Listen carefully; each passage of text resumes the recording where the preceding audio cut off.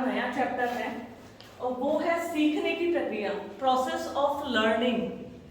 बहुत ही, अगर ये इस टॉपिक को देखें, इंपॉर्टेंट टॉपिक है आपका सोशल साइकोलॉजी में, साथ ही साथ इंटरेस्टिंग भी है। हम इसको बोरिंग भी बना सकते हैं और इंटरेस्टिंग भी बना सकते हैं। द प्रोसेस ऑफ लर्निंग यानी सीखने की प्रक्रिया।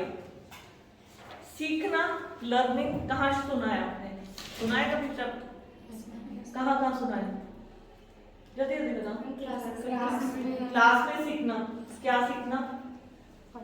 पढ़ना और अच्छी बातें सीखना। कहा जाता है अच्छी बातें सीखो और नई नई चीजों के बारे में हाँ सीखना। और कहाँ सुना है या कहाँ इम्प्लीमेंट करते हो सीखना? हर जगह। बताओ, वही जगह पूछना चाह रही हो। अभी तो एक ही आई। घर में क्या क्या सीखते हो?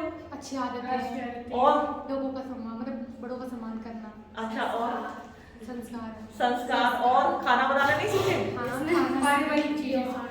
अच्छा, खाना बनाना सीख गए? यस बनवाऊंगी तुमसे। यस जनरली ये सिर्फ बातें हैं। क्यों ना हम टॉपिक स्टार्ट करने से पहले अपने टॉपिक को इंटरेस्टिंग देखो। ये भी एक सीखना ही है। हम किसी चीज को बोरिंग तरीके से या वैसे उदास होकर सीखेंगे तो हम जल्दी नहीं सीख पाएंगे। आज हम पूरी उसी प्रोसेस की बात करेंगे, what is learning and what is the process of learning. तो सीखने की प्रक्रिया क्या है? वास्तव में जब एक बच्चे का जन्म होता है वो सिर्फ एक प्राणी शास्त्रीय प्राणी होता है, मतलब वो एक अनजान, सिर्फ बायोलॉजिकल, जैसे हम कहते हैं ना, एक शरीर मात्र होता है। लेकिन धीरे धीरे जब बच्चा बड़ा होता है या बच्चा जब छोटा ही है तो वो हरकतें करता है। धीरे धीरे उसको सिखाया जाता है कि रोते नहीं है, दूध पिला के उसको शांत किया जाता है। कई बार हम देखते हैं दूध पिलाने से भी बच्चे शांत नहीं होते, तो लगता है जरूर कुछ और बात है।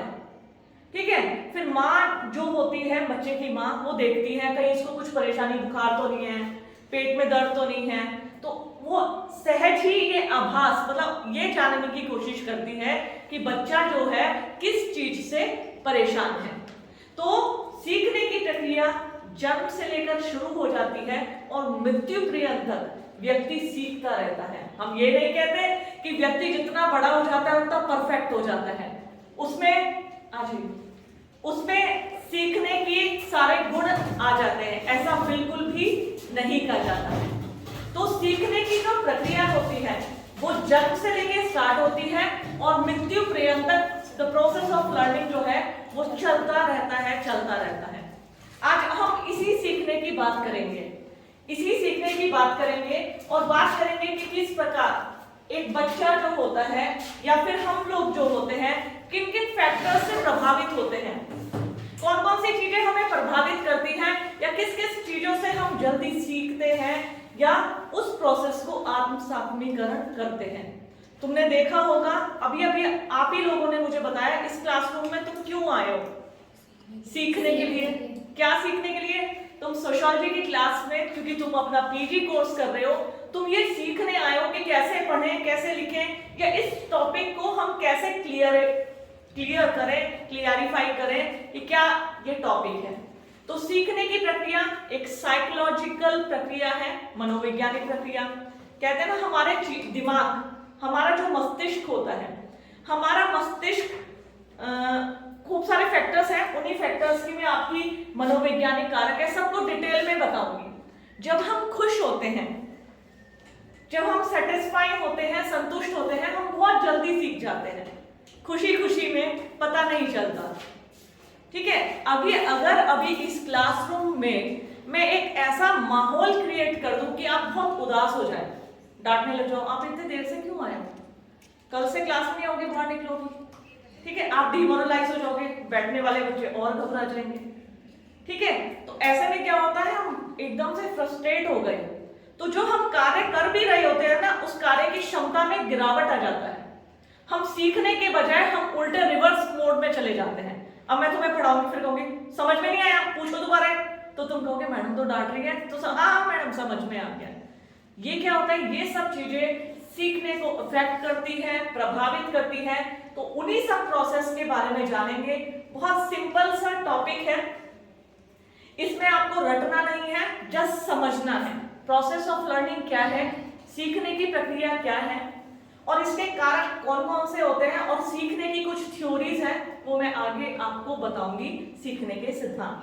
तो सीखने की अगर हम बात करें तो मनुष्य जन्म से ही सीखता है, और जन्म से जब एक बच्चा जन्म लेता है तो धीरे धीरे वो माँ बाप, पास पड़ोस और बच्चे, स्कूल, इंस्टीट्यूशन, अन्य संस्थाओं के संपर्क में आता है और चीजों को सीखता जाता है। कोई भी आदमी परफेक्ट नहीं होता है, हम हर चीज को सीखते हैं, और जो ये हमारा मस्तिष्क है ना, इसमें बहुत बड़ी सहायता प्रदान करता है।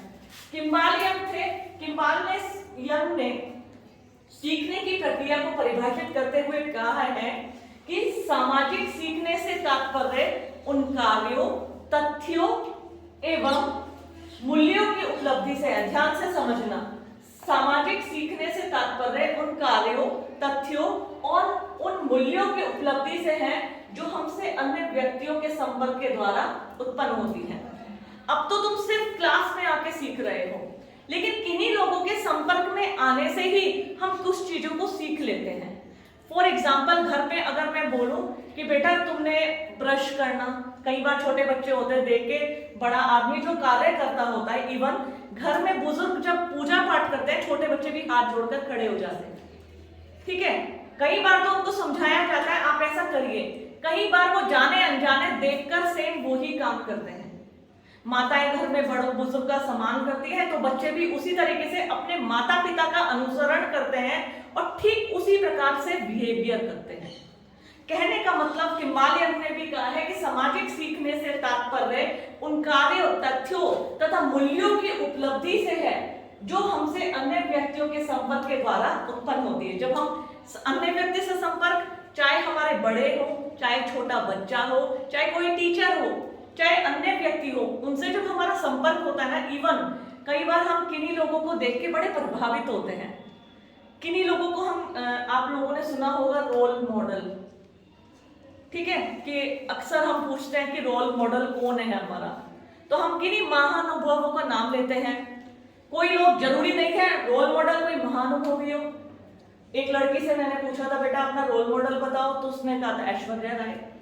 तो ऐश्वर्या वो उनको अच्छा मानती थी, उनके जैसे एक्टर्स बनना चाहती थी, सुंदर भी थी वो लड़की, बहुत हाइट में लंबी थी, गोरी चीटी, तो मुझे लगता था हाँ ये तो मॉडल सी है, शायद इसने अपना रोल मॉडल सही चुना। तो रोल मॉडल कोई भी हो सकता है, आपकी माँ आपकी रोल मॉडल हो सकती है, आपके गुरुजन आपके रोल मॉडल हो सकता है, कोई ऐसा प्रभावशाली व्यक्ति। तो हम क्या करते हैं, अपने रोल मॉडल को देखते हैं। कोई लोग उनके फोटो काट के अपने पास रखते हैं, कॉपी में चिपकाते हैं, फिर उनकी कोटेशन देखना या वो जो कार्य करते हैं बड़े इंटरेस्ट से देखते हैं, कितनी अच्छी एक्टिंग की है, रुलाई दिया, है ना। रोल मॉडल्स को हम देख के प्रभावित होते हैं। कहने का मतलब सिंपली ये है, हम किन्हीं व्यक्तियों को देखते हैं, हम सोचते हैं काश हम इनके जैसे बने, फिर हम शीशे में देखते हैं ऐश्वर्या राय जैसा फेस है मेरा, हाँ लग रहा है, एक्टिंग मेरी ऐसी। कोई लोग अमिताभ बच्चन से या कोई एपीजे अब्दुल कलाम जो हमारे पूर्व राष्ट्रपति थे उनसे प्रभावित थे। और वास्तव में जब भी आप किसी इंटरव्यू में जाएंगे तो बैठते साथ पूछा जाता है आपके रोल मॉडल कौन है।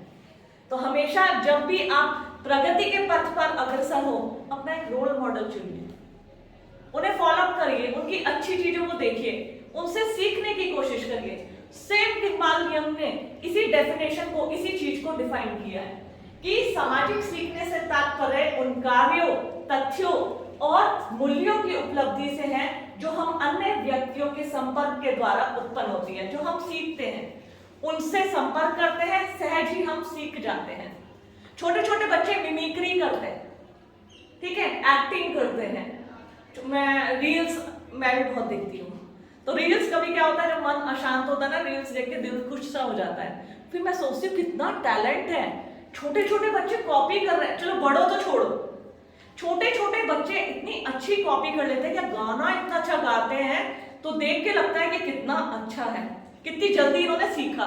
तो वो उन्होंने सीखा है, देखा है, कहीं ना कहीं वो उनको देखते हैं, कॉपी करने की कोशिश करते हैं। That is the process of learning. इसी को तो हम प्रोसेस ऑफ लर्निंग कहते हैं। जरूरी थोड़ी ना कॉपी पेन लेकर लिखना सिखाया जाए उसे ही सीखना बोले। कई बार किसी को गाना गाते देखकर, किसी को सब्जी बनाते देखकर, किसी को मेकअप ही करते देखकर, किसी को साड़ी बांधते देखकर या किसी की किसी भी चीज को देखकर सीखा जा सकता है। उसे हम आत्मीकृत करते हैं और ठीक उसी तरह जब हम कार्य करते हैं तो हम कहते हैं हमने सीख लिया, हमने कर दिखाया। तो इसी की अब हम बात करेंगे प्रोसेस ऑफ लर्निंग, सीखने की प्रक्रिया। अगर हम सीखने की प्रक्रिया की बात करें तो सीखने की प्रक्रिया के कुछ कारक होते हैं, फैक्टर्स होते हैं, फैक्टर्स ऑफ लर्निंग जिसे कहते हैं। तो फैक्टर्स ऑफ लर्निंग होते हैं जैसे मनोवैज्ञानिक कारक, सामाजिक कारक, भौगोलिक कारक और बहुत सारे कारक होते हैं सीखने की प्रक्रिया के। सबसे पहले आते हैं हम साइकोलॉजिकल फैक्टर्स। शारीरिक कारक भी होते हैं सीखने के, ये सब मैं बताऊंगी, कुछ भी रटने का नहीं है, सिर्फ आपको पता होना चाहिए सीखना किसे कहते हैं, इसके कारक कौन कौन से होते हैं। कारक इसके 4 प्रमुख होते हैं, मनोवैज्ञानिक, शारीरिक, सामाजिक और भौगोलिक। 4 प्रमुख कारक होते हैं। फिर उनके को फैक्टर्स होते हैं। जैसे फर्स्ट आते हैं जो हमारे साइकोलॉजिकल फैक्टर्स आते हैं सीखने के। साइकोलॉजिकल फैक्टर्स में चालक, ड्राइवर इसको बोलते हैं। चालक, देखो थोड़ी इसकी जो टर्म्स हैं तुम्हें लगेगा चालक किसे कहते हैं, प्रत्युत्तर किसे कहते हैं, संकेत किसे कहते हैं, बहुत इजी शब्द है। चालक बोलते हैं जब हम व्यक्ति अपनी प्रबल उत्तेजनाओं से सीखना, कई बार क्या होता है हम आवेश में आ जाते हैं, गुस्से में आ जाते हैं, या हमारे अंदर एक तीव्र प्रबल इच्छा होती है। कई बार हम कहते हैं, जैसे मम्मी कहते हैं कर ले कर ले कर ले, तो हम किसी काम को नहीं करते, इग्नोर करते रहते हैं, अरे कर लेंगे, अरे मम्मी कर लेंगे। कई बार क्या होता है हमारे पास कुछ एक जेन्युइन फैक्टर होता है करने का, हमारे सामने परिस्थिति ऐसी आ गई कि घर में माता जी की तबीयत खराब, पिताजी की, तो मुझे अब सबको करके दिखाना है, मुझे पढ़ना है, जॉब करनी है और सबको प्रूव करके दिखाना है। तो जब हमारी प्रबल उत्तेजनाएं हमें सीखने के लिए प्रेरित करती हैं उसे कहते हैं ड्राइवर यानी चालक। उन्हीं प्रबल इच्छाओं, उत्तेजनाओं को फिर से बता रही हूं, आपके एग्जाम से समझाती हूं। परीक्षाएं, आप लोग एमए की परीक्षाएं देते हैं, ठीक है। मैं हमेशा कहती हूँ बच्चों नोट्स बना लो, पढ़ लो, क्लास में आया करो, इंसिस्ट करती हूँ। तुमने कहा आ जाएंगे मैडम, नोट्स भी बन जाएंगे, लेकिन अब तुमने देखा परीक्षा के सिर्फ 3 दिन बचे हैं, ठीक है। अब तो परीक्षा आ गई, डू या डाई, करो या मरो। तो तुमने बिल्कुल अपने आप को बना लिया, नोट्स निकाले सारे, फटाफट रट डाले कि तुम्हें परीक्षा देने जाना है, क्योंकि तुम्हारे मन में था हमें पास होना है, फेल नहीं होना है। तो जब हमारी प्रबल उत्तेजनाएं हमें सीखने के लिए प्रेरित करती हैं उन्हें कहा जाता है चालक। आया समझ में? नेक्स्ट आता है इसमें प्रत्युत्तर। जो हमारी प्रबल उत्तेजनाएं सीखने के लिए प्रेरित करती हैं, कहीं ना कहीं इसको इंग्लिश में रिस्पॉन्स बोलते हैं, प्रत्युत्तर बोलते हैं रिस्पॉन्सेस को। जो हमारे रिस्पॉन्स, कई बार हम जो कार्य करते हैं उसका रिस्पॉन्स हमें मिलता है। मैंने कहा अरे सेशनल में 2 बच्चों ने बहुत अच्छा काम किया, तो तुम्हें लगेगा हाँ मैडम ने हमारा नाम लिया है, हमने अच्छा कार्य किया, तुम और अच्छे से कार्य करोगे। जब हमारे रिस्पॉन्सेस मिलने शुरू होंगे, हमारे प्रकार्य को मान्यता मिलेगी, कार्य को रिकॉग्नाइजेशन मिलेगा। फॉर एग्जाम्पल खाना बनाना ही है, माता जी कह रही है खाना बनाओ, सीखो सीखो सीखो। अब तुमने बड़े मन से एक चीज बनाई, तुम्हें रिस्पॉन्स आया कि तो बहुत अच्छी बनी है, तुमने कहा ठीक है अब तो मुझे आ गया, अब मैं और अच्छे से बनाऊंगी। यानी रिस्पॉन्सेस यानी प्रत्युत्तर भी हमें सीखने के लिए प्रेरित करते हैं। इसी प्रकार आया संकेत, क्यू बोलते हैं इसको, संकेत। कई बार क्या होता है ना, संकेत भी हमें सीखने के लिए प्रेरित करते हैं, क्यूज। किन्हीं चीजों के, जैसे खाना बनाने को ही ले लीजिए, खाना बनाना सीखने की एक प्रक्रिया है। अब तुमने कहीं कहीं से क्यों माता जी को बनाते देखा, फिर वही चीज दीदी को बनाते देखा, अंत में तुमने YouTube खोला जिसके सबसे अच्छे व्यूज हैं, सबसे अच्छे स्टार्स हैं, तुमने उसको फॉलो किया, फिर तुमने कहा अच्छा ये चीज डालने से खाना अच्छा बनेगा। कहने का मतलब इधर उधर से जब हम किसी चीज को सीखने के लिए संसाधन जुटाते हैं, सीखते हैं संकेतों के माध्यम से, तो वो भी उसका साइकोलॉजिकल फैक्टर्स होता है कि हमारे अंदर लगन है, चाहत है कुछ अच्छा कर दिखाने की, कंपटीशन होता है, कंपटीशन में मैं देखती हूँ दिल्ली में बड़े बड़े कोचिंग सेंटर खुले हैं, ठीक है, कई बच्चे भीड़ की भीड़ कोचिंग सेंटर से जाती है, सीख कर निकलती है। सिलेक्शन सबके नहीं होते, सिलेक्शन उस बच्चे का भी होता है जो अकेले बिना कोचिंग के गांव में बैठकर पढ़ा है। तो कई बार वो जो संकेत हमारे अंदर की प्रेरणाएं हमें सीखने के लिए प्रेरित करती है, वो भी रिस्पॉन्सिबल होते हैं। तो सीखने के जो फैक्टर्स आते हैं, साइकोलॉजिकल फैक्टर जिन्हें हम कहते हैं मनोवैज्ञानिक कारक, वो होते हैं चालक यानी ड्राइवर, प्रत्युत्तर यानी रिस्पॉन्सेस, और संकेत यानी क्यू। तो ये सीखने के मनोवैज्ञानिक कारक हैं। अब हम पढ़ेंगे सीखने के शारीरिक कारक, बायोलॉजिकल कारक। शारीरिक कारक देखिए, सीखना सिर्फ हमारी परिस्थितियों पर, हमारे मूड पर ही निर्भर नहीं रहता है। सीखने के लिए प्रोसेस ऑफ लर्निंग जो होती है, कहीं ना कहीं हमारा बॉडी स्ट्रक्चर, मैंने अभी स्टार्ट करने से पहले बताया था, जब हम बहुत खुश होते हैं हम जल्दी से किसी चीज को सीख जाते हैं। लेकिन कई बार हम उदास होते हैं, हमारा मन कहीं और होता है, घर में कोई व्यक्ति पीड़ित है या दिमाग वहां है, तो हम क्लास में कितना भी बैठ जाए, कितना भी मैडम तुम्हें समझा दे, तुम्हें समझ नहीं आएगा। तो सीखने के लिए सिर्फ साइकोलॉजिकल या सोशल फैक्टर्स रिस्पॉन्सिबल नहीं होते, सीखने के लिए हमारा शारीरिक कारक भी रिस्पॉन्सिबल होते हैं। जैसे इसमें आया है अंतःस्रावी ग्रंथियां। अंतःस्रावी ग्रंथियां, जो साइंस का स्टूडेंट होगा तो वो जानता होगा हमारे शरीर में बहुत सारी ग्रंथियां बनी हैं, कोई इंटरनली बहती वो स्राव होता है, कोई एक्सटर्नली होता है। हाँ भाई साइंस के स्टूडेंट डर गए तुम तो जो हमारे नर्व सिस्टम होता है ना, तुमने कई बार देखा होगा करंट जब हाथ पे, तुमने कहीं काम कर रहे हो, करंट ऐसे झटका, पूरा हाथ तब हटता है जब करंट लग चुका होता है। कहीं जलने वाले स्थान, तेज हीट में तुम हाथ रखते हो, हाँ, हाथ तब हटता है जब हाथ जल चुका होता है। न्यूरॉन्स करते हैं। बिल्कुल बेटा, जब व्यक्ति का, हम किन्हीं लोगों को कहते हैं ये तो मेंटली डिस्टर्ब है, वो गर्मी में बहुत सारे कपड़ों को लादे रखेंगे, ये सर्दी में वो निर्वस्त्र रहते हैं, क्योंकि उनका जो पूरा सिस्टम होता है, सिस्टम उनका साथ नहीं देता। यही फैक्टर्स हैं जो सीखने को प्रभावित करते हैं, जैसे अंतःस्रावी ग्रंथियां और कई सारी बहिःस्रावी ग्रंथियां भी होती हैं, इंटरनली और एक्सटर्नली। तो हम कई बार हमारे यहाँ हम हार्मोन्स उनको बोलते हैं, हार्मोन्स का स्रावन होता है, मतलब हार्मोन्स हमारी बॉडी में सर्कुलेट होते हैं। जब हम खुश होते हैं तो पूरी बॉडी हमारी हार्मोन्स ऐसे निकलते हैं, आंखों में चमक, चेहरे पे स्माइल, चेहरा एकदम गोरा सा, जिनका सांवला रंग होता है, चमक जाता है जब स्माइल रहते हैं। और जब हम दुखी होते हैं ना, ठीक वो चेहरे पे चमकने लगता है, आंखें झुकी झुकी, चेहरा उदास उदास, रोने जैसा चेहरा, और कहीं ना कहीं हम पहचाने, आज तुम कुछ परेशान हो क्या? कहीं हम किन्हीं लोगों को देख के एक से कर बोल देते हैं, कोई परेशानी है क्या? तो कहने का मतलब जो हमारी इंटरनल और एक्सटर्नल ग्लैंड्स होती हैं, ग्रंथियां होती हैं, जो इसमें से जो हार्मोन्स निकलता है, वो भी सीखने के लिए रिस्पॉन्सिबल होते हैं। जब हार्मोन्स निकलता है ऐसा है जो हमारे शरीर पे प्रतिकूल प्रभाव डालता है, तो सीखने की प्रक्रिया बहुत धीमी हो जाती है। और यदि वो प्रॉपर्ली चलता है, उसमें कोई प्रॉब्लम नहीं है, निर्बाध चलता है, तो सीखने की प्रक्रिया तेज हो जाती है। इसी प्रकार है केंद्रीय स्नायु मंडल, सेंट्रल नर्व सिस्टम जिसको बोलते हैं, मस्तिष्क और हमारा जो कार्डियल सिस्टम होता है, न्यूरॉन, हाँ, मस्तिष्क जो होता है, तुमने मस्तिष्क के बारे में सुना होगा, जैसे मैंने अभी बताया है। कुछ लोगों को जो मेंटली डिस्टर्ब होते हैं, सर्दी गर्मी का एहसास ही नहीं होता, फिर उन्हें भूख प्यास का भी नहीं एहसास होता है, कभी कभी वो इतना अधिक खा लेते हैं उन्हें सेंस नहीं होती। हम कहते हैं इतना अधिक कैसे कोई खा सकता है, या कभी कभी वो पूरे दिन भूखे रहते हैं तो उनको पता ही नहीं चलता। जब किसी व्यक्ति का सेंट्रल नर्व सिस्टम डिस्टर्ब होता है तो वो भी सीखने को प्रभावित करता है।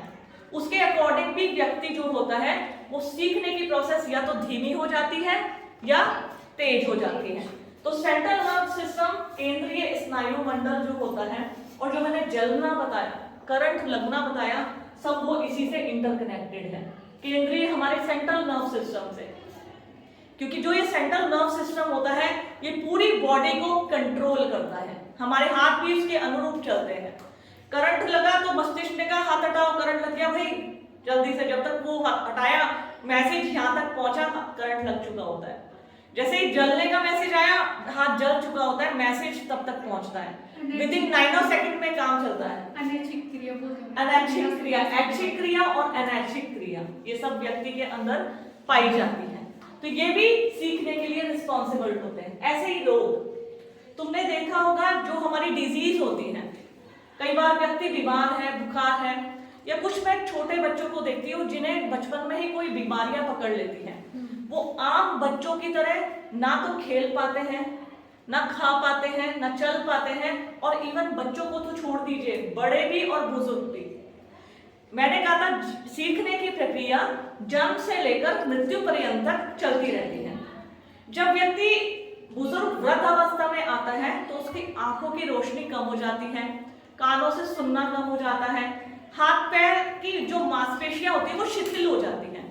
शिथिल होने के कारण ना तो उनकी ग्रिप बन पाती, किसी चीज को पकड़ने में हाथ कांपते हैं, ठीक है। कई बार हम देखते हैं उनसे बर्तन बहुत टूटते हैं, ऐसे में कई बार लोग झल्लाते आ रहे हैं माता जी क्या कर रही हैं, जब देखो हाथ से प्लेट ही नीचे छोड़ देती है। तो ये नहीं है, उनका जो शरीर होता है वो उनकी आयु के अनुरूप उनका साथ नहीं दे पाता, और बीमारियों से क्या होता है, आर्थराइटिस, बहुत सारी बीमारियां, मोतियाबिंद आंखों में, आर्थराइटिस होता है, हड्डियों की बीमारी, मांसपेशियों की बीमारी, जो उनके शरीर का साथ धीरे धीरे छोड़ती जाती है। तो रोग की जो रोग होते हैं, डिजीज होते हैं, वो भी सीखने की प्रोसेस को प्रभावित करते हैं। अगर हम निरोगी हैं, कोई रोग नहीं है, हम बहुत अच्छे से सीखते हैं, बहुत अच्छे से काम करते हैं, खेलते हैं। लेकिन आज हमें जैसे कोई इवन शॉर्ट टर्म के लिए जैसे कोरोना डिजीज आई थी, कई लोग सफर किए थे कोरोना से, उस समय शरीर ऐसा हो गया था कि हम बच पाएंगे, इतना फीवर, ऐसा हेडेक, ऐसा हमारा पूरा शरीर ऐसा हो गया था। तो ये सब क्या होता है, डिजीज भी जो होती है लर्निंग प्रोसेस में जो इम्पोर्टेंट रोल अदा करती है। ऐसे ही सेम थकान, नेचुरल सी बात है, जब रोग होगा, थकान होगी, तो हम नहीं सीख पाते। हम सीख कर पाते, तुम डांस क्लास में जा रहे हो, एनर्जी से भरपूर डांस सीख रहे हो, लेकिन जब तुम कई बार बहुत बीमार हो, थके हुए हो, तुम डांस भी नहीं कर पाओगे, एक स्टेप, एक कदम नहीं बढ़ा पाओगे। सीखने के लिए हमें बिल्कुल निरोगी और स्वस्थ होना बहुत अनिवार्य होता है। इसी प्रकार आयु और लिंग में छोटे बच्चे कम सीख पाते हैं, उसी चीज को बड़े बच्चे बहुत अधिक जल्दी से सीख जाते हैं। तो आयु का और हमारे जेंडर का, इसका भी सीखने पे बहुत असर पड़ता है। हमारी एज फैक्टर, हमारे यूथ बहुत जल्दी सीख जाते हैं, हम कहते हैं कि तो बहुत जल्दी सीख गए हैं। और ऐसे ही हमारे क्लास में सिलेबस बने हैं, जैसे हम छोटे थे क्लास में सिलेबस कम था, जैसे जैसे एज बढ़ती गई हमारी अंडरस्टैंडिंग, समझ विकसित होती गई, हम उतनी जल्दी सीखते हैं, तो ये भी प्रभावित करता है। तो ये है सीखने के शारीरिक कारक। और बच्चों मैं तुम्हें बार बार ये बात रिपीट कर रही हूँ, कुछ भी रटना मत। सीखने के फैक्टर्स आएंगे तो सिंपली मनोवैज्ञानिक कारक, शारीरिक कारक, भौगोलिक और सामाजिक कारक। मनोवैज्ञानिक में कौन से थे, शारीरिक में कौन से थे, बस इन पॉइंट्स को याद रखना तुमको, ठीक है। आपके सामने सीखने के सामाजिक कारक, सोशल फैक्टर्स। बच्चों शोर नहीं मचाओ, यहाँ पे क्लास चल रही है।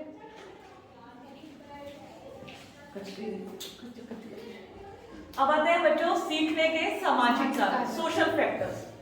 अगर ये ना हो तो तुम क्या, मैं भी नहीं सीख पाऊंगी। सीखने के लिए सोसाइटी में ये होना बहुत जरूरी है। ये क्या, सीखने के सामाजिक कारक। सबसे पहले सामाजिक प्रोत्साहन। जब तक हमें प्रोत्साहन नहीं मिलता, प्रोत्साहन के भी बहुत सारे रूप होते हैं। प्रशंसा, जैसे हमारी मम्मी ने कहा सब्जी अच्छी बनाई है, तो हमारा मन करेगा अरे वाह अच्छा हो गया, अब से सब्जी अच्छी बनी। हमने कुछ सिला है, सिल के जब किसी ने पहना, बहुत अच्छी सिलाई की है, ये भी हमारे लिए बहुत जरूरी है। या किसी ने बोला आज के बाद मत सिलना, ये तो सिल दिया, बहुत ही गंदा बनाया है, तो हम क्या करेंगे, डरने लग जाएंगे अंदर से कि हमसे ये खराब बना है, अब हम कोशिश नहीं करेंगे।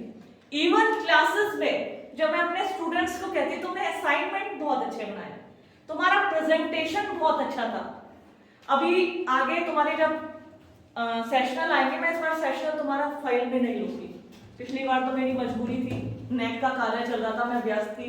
इस बार तुम्हें इसी तरह पढ़ाना होगा बोर्ड पे, और उसके लिए मैं प्राइजेस भी रखती हूँ, वो एक कंपटीशन भी है, फर्स्ट सेकंड थर्ड। आप बोर्ड पे पढ़ाओगे, टॉपिक को क्लियर करोगे, तो उसमें क्या होता है, मैं कई बार ऑब्जर्व करती हूँ कुछ बच्चे इतना अच्छा पढ़ाते हैं, तो मैं सोचती हूँ मतलब एक अंदर से खुशी मिलती है कि ये बच्चे जरूर आने वाले समय में बहुत आगे निकलेंगे, दिल से वो निकलती, करते सब अपनी तरफ से अच्छा ही है।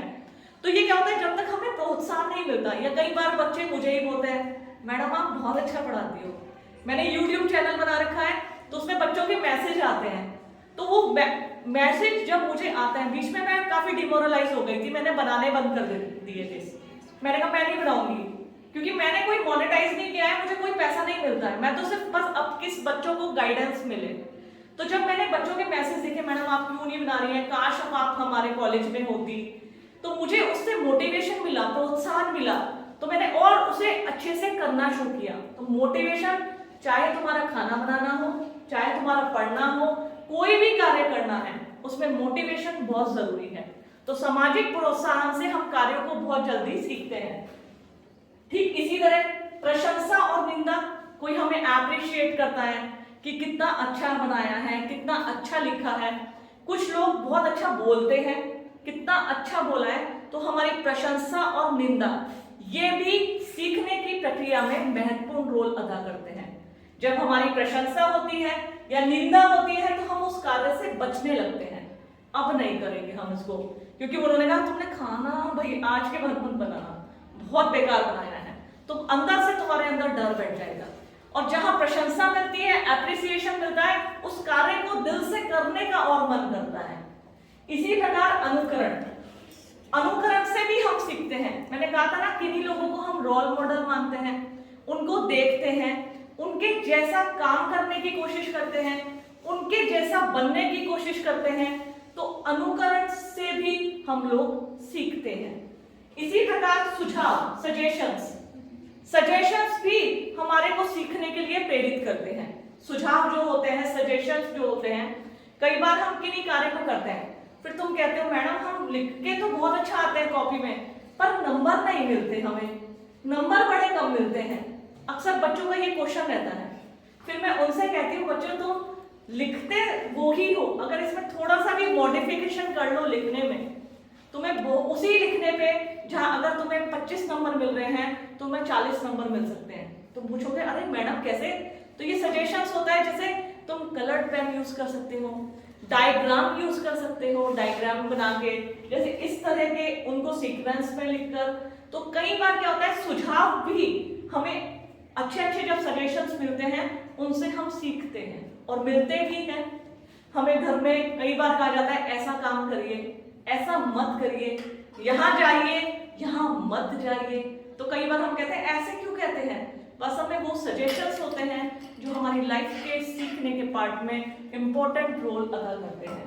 इसी प्रकार प्रतिस्पर्धा, कंपटीशन भी हमें सिखाते हैं। कई बार जरूरी नहीं हर प्रतिस्पर्धा में हमें सफलता ही मिले। असफलता व्यक्ति को सफलता तक पहुंचाती है। जब तक हमें असफलता नहीं मिलेगी ना, हम तब तक सफल नहीं हो सकते। जब तक ठोकर खाकर गिर ना जाएं, तब तक चलना नहीं सीख सकते।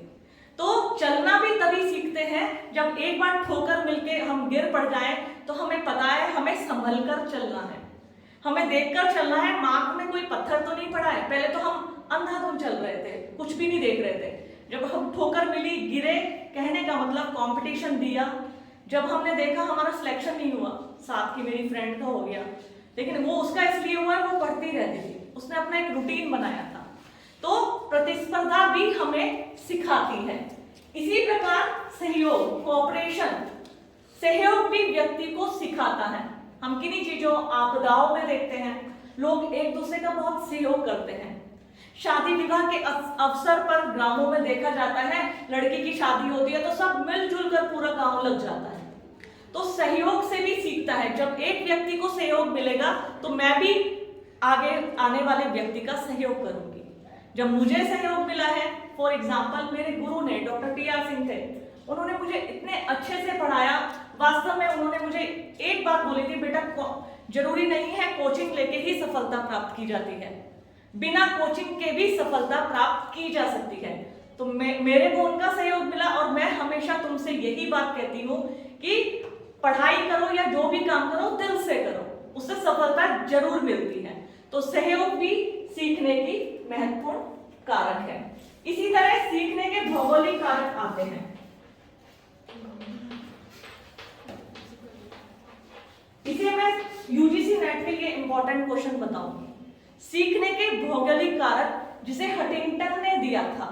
हटिंगटन ने बोला था जो जलवायु होती है ना, उसका सीखने के ऊपर बहुत इफेक्ट पड़ता है। जैसे बहुत अधिक जब सर्दियां होती हैं तो व्यक्ति कम सीख पाता है, बहुत अधिक गर्मी जब होती है तब व्यक्ति बहुत कम सीख पाता है। लेकिन जब मौसम ठीक होता है, समशीतोष्ण जलवायु जो होती है वो सीखने की प्रक्रिया को बहुत तीव्र करती है। हटिंगटन की स्टेटमेंट है कि बहुत अधिक जब गर्मी या बहुत अधिक सर्दी होती है वो व्यक्ति के सीखने की प्रक्रिया को धीमी कर देती है। हटिंगटन कहते हैं लेकिन समशीतोष्ण जलवायु जो होती है वो सीखने की प्रक्रिया को तीव्र कर देती है। यह है सीखने के भौगोलिक कारक। यह है आपके सीखने की प्रक्रिया और